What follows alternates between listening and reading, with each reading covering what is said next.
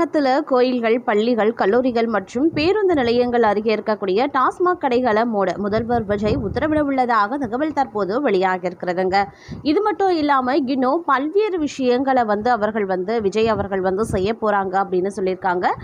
அடுத்தடுத்து பார்த்தீங்க அப்படின்னா முதலமைச்சர் விஜய் அதிரடிக்கு தயாராகி வந்துட்டுருக்காரு அப்படின்னே சொல்லலாம். ஒரு மிகப்பெரிய லிஸ்ட் அதிகாரிகளுக்கு கொடுக்கப்பட்டிருக்கிறதாகவும் கூறப்படுகிறது. டாஸ்மாக் கடைகளோடு இன்னும் வேறு என்னென்ன விஷயங்கள் எல்லாமே ரத்தாக போகிறது அப்படிங்கிறத பற்றின ஒரு பரபரப்பான தகவலை தான் இன்னைக்கு வீடியோவில் நாம் தெரிஞ்சுக்க போகிறோம். இதை தொடர்ந்து இன்னும் பல்வேறு பரபரப்பான தமிழக அரசியல் அப்டேட்ஸை உடனுக்குடன் தெரிந்த பலன் பெற நம்ம சேனலை மறக்காமல் சப்ஸ்கிரைப் பண்ணிக்கோங்க. அப்படியே பக்கத்தில் இருக்கக்கூடிய நோட்டிஃபிகேஷனுக்கான பில் பட்டனையும் ப்ரெஸ் பண்ணிக்கோங்க. சரி நேர்களே, வாங்க வீடியோக்குள்ள போகலாம். தமிழகத்தில் பார்த்தீங்கன்னா கோயில்கள், பள்ளி, கல்லூரிகள் மற்றும் பேருந்து நிலையங்கள் இருக்கக்கூடிய டாஸ்மாக் கடைகளை மூட முதல்வர் விஜய் உத்தரவிட உள்ளதாக தகவல் தற்போது வெளியாக இருக்கிறது.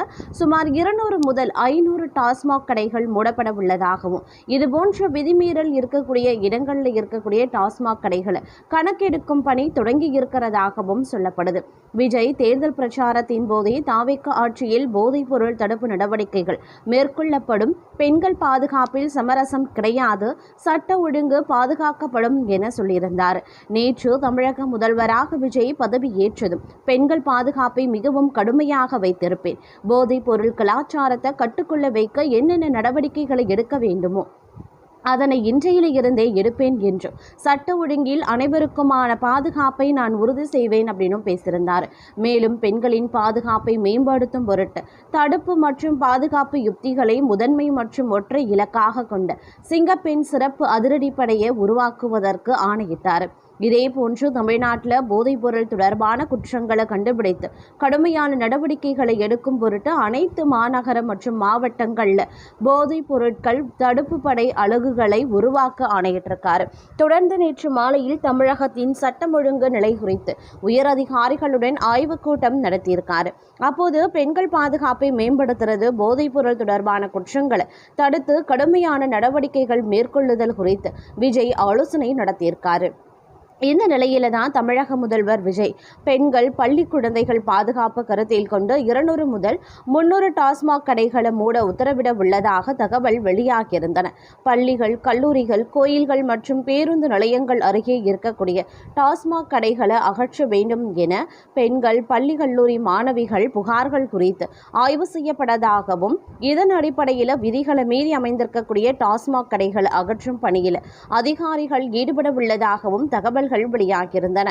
பள்ளிகள், கல்லூரிகள், வழிபாட்டு தலங்கள் மற்றும் பேருந்து நிலையங்களில் இருந்து 500 மீட்டர் எல்லைக்குள் இருக்கக்கூடிய டாஸ்மாக் மதுபான கடைகளை கணக்கீடு செய்யும் பணிகள் தொடங்கப்பட்டிருக்கிறதாகவும் இந்த விதிகளை மீறி இருக்கக்கூடிய கடைகளை அகற்ற விஜய் உத்தரவிட உள்ளதாக தகவல் வெளியாகியிருக்கின்றது. அதிலும் குறிப்பாக 200 முதல் 500 டாஸ்மாக் மதுபான கடைகள் மூடப்படலாம் என கூறப்படுகிறது.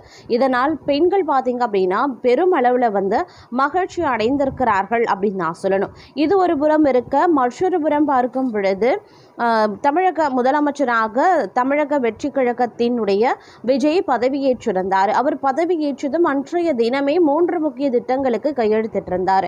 அதாவது 200 யூனிட் இலவச மின்சார திட்டம், சிங்கப்பெண் சிறப்பு அதிரடிப்படை, போதைப்பொருள் தடுப்பு படை திட்டம் ஆகியவற்றுக்கு முதல்வர் விஜய் கையெழுத்திட்டிருந்தார். இந்த நிலையில பெண்களின் பாதுகாப்பு வலுப்படுத்தும் சிங்கப்பெண் சிறப்பு அதிரடிப்படை அமைத்து தமிழக அரசு அரசாணை வெளியிட்டாங்க. இதில் எப்படி சிங்கப்பெண் சிறப்பு அதிரடிப்படை செயல்படுகிறது என்பது குறித்து தற்போது ஒரு விளக்கத்தையும் அளித்திருக்காங்க.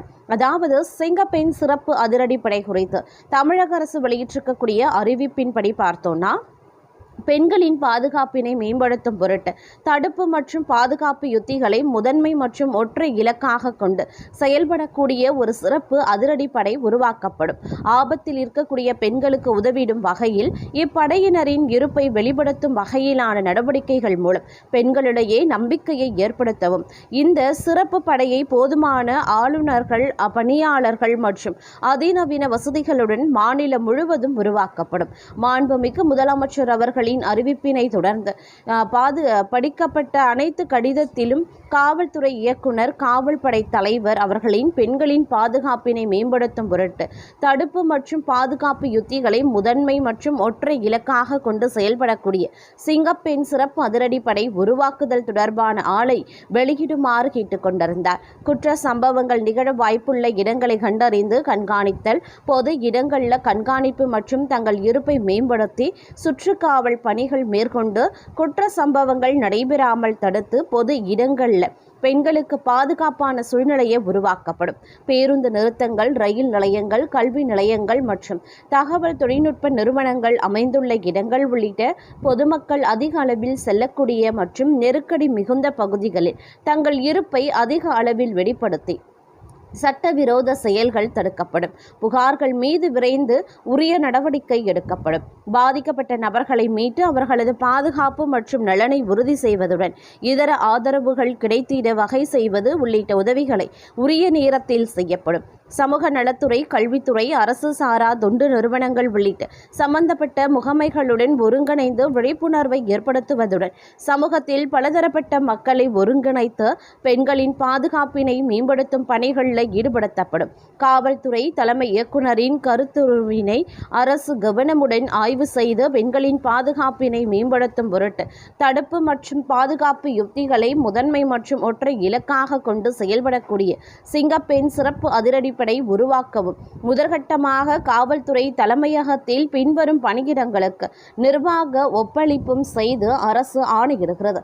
இந்த சிங்கப்பெண் சிறப்பு அதிரடிப்படை மாண்புமிகு முதலமைச்சரின் நேரடி கண்காணிப்பின் கீழ் இயங்கும் என தெரிவிக்கப்பட்டுள்ளது.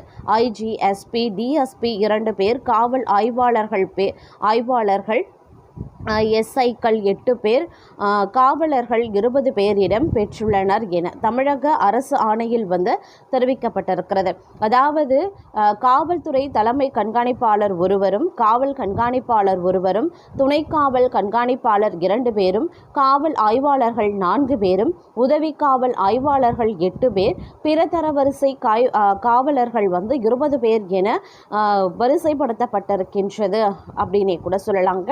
அது மட்டும் இல்லாமல் தற்போது இருக்கக்கூடிய சூழ்நிலையை பொறுத்து பார்க்கும் பொழுது தமிழ்நாடு அரசு போக்குவரத்து கழகத்தில் மேற்கொள்ளப்பட்டு வரக்கூடிய அதிரடி மாற்றங்கள் மற்றும் சட்ட ஒழுங்கை பேணுவதில் காட்டப்படும் தீவிரம் பொதுமக்களிடையே பெரும் வரவேற்பையும் மற்றொரு புறம் பெற்று வருகிறது. முதற்கட்டமாக நீண்ட காலமாக பயன்படுத்தப்பட்டு வந்த அரசு போக்குவரத்து கழகம் என்ற பெயருக்கு பதிலாக அனைத்து பேருந்துகளையும் தமிழ்நாடு அரசு போக்குவரத்து கழகம் என்ற பொதுவான பெயரை சீரான முறையில் அமைத்திட அரசு உத்தரவிட்டுள்ளதாக செய்தி வெளியாகியிருந்தது. இந்த மாற்றமானது ஒருமைப்பாட்டை வெளிப்படுத்துவதுடன் அரசு பேருந்துகளின் அடையாளத்தை மாநிலம் முழுவதும் வலுப்படுத்துவதாக அமைந்துள்ளன. இந்த சீரமைப்பு பணிகள் மிகவும் துரிதமாக நடைபெற்று வருவதுடன் போக்குவரத்து கட்டமைப்பை மேம்படுத்த அரசு கொண்டு வரும் புதிய தொலைநோக்கு திட்டங்களின் தொடக்கமாக இது பார்க்கப்படுகிறது. தமிழக முதலமைச்சரின் நேரடி பார்வையில் மேற்கொள்ளப்பட்டு வரும் போதைப்பொருள் ஒழிப்பு நடவடிக்கையின் ஒரு பகுதியாக ஆட்சி பொறுப்பேற்ற முதல் நாளிலேயே 1 கோடி ரூபாய் மதிப்பிலான குட்கா உள்ளிட்ட போதைப் பொருட்கள் தீயிட்டு கொளுத்தப்பட்டு அடிக்கப்பட்டிருக்கின்றன. இளைஞர்களின் எதிர்காலத்தை சீரழிக்கும் போதைப் புழக்கத்தை தமிழகத்தில் வேரோடு அறுக்க வேண்டும் என்பதில் அரசு எவ்வளவு உறுதியாக இருக்கிறது என்பதற்கு இந்த நடவடிக்கை ஒரு சான்றாகும் அப்படின்னே சொல்லலாம்.